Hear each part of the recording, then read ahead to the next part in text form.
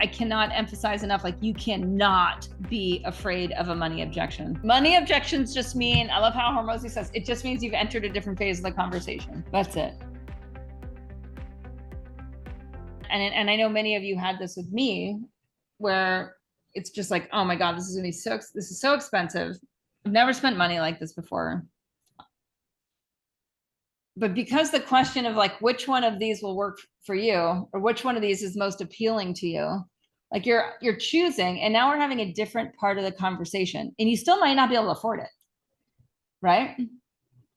But now it's like, well, you're starting to think in terms of the possibility of how you can make that one. Like I remember with you, Jess, it was like, we need to find the money now. Like someone's got the money. You might not have the money, but the money's out there. So which one of these will work for you? And then it's like, okay, well, and now it goes into the next part of the conversation. And another bridge in there can be, if people get hung up on the money, is you can say, so if it wasn't for the money, would you be all in? Like, would this solution work for you? So now you're separating do they want to be in from the money? And I use that one a lot when they get hung up on the money, because it's like, well, if you want to be in, and this is the solution that gets you from here to there, from like this problem to actually having solved this problem, and we know this is going to work. Now we're entering a different phase of the conversation, which is where we find the money, because we've already found the solution, right? So let's separate these two things out. Now, what will happen in here is if they don't think this is the solution, they will bring up their objections that will be different than the money objections,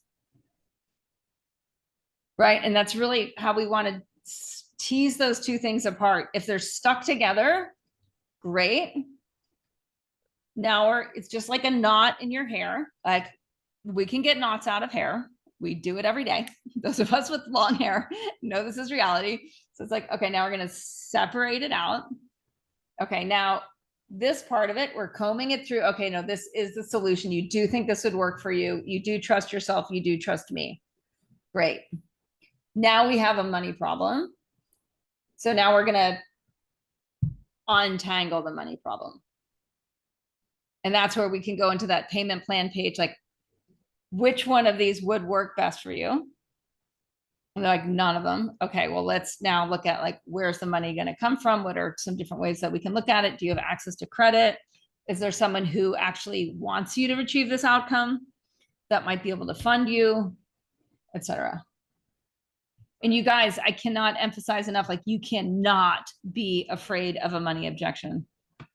You have to help people, because your solution is by far, and again, this is where conviction sells. I have so much conviction in your clubs because I know I've worked with wellness pros for years. These clubs work. Your club will work, right? And at the other side of them making the investment and showing up in your club, they will look back and say that was the best investment, right? But the problem is they're not there right now.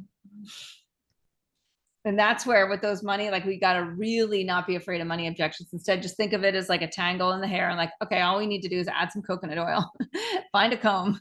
We're just going to like pull this one apart. The whole thing at some point, it's going to unravel and we're going to have the solution. And you're going to be on the path to what you really want, which is to be in my club. Who needs to like re-listen to that part like 25 times until they're just like, I get it.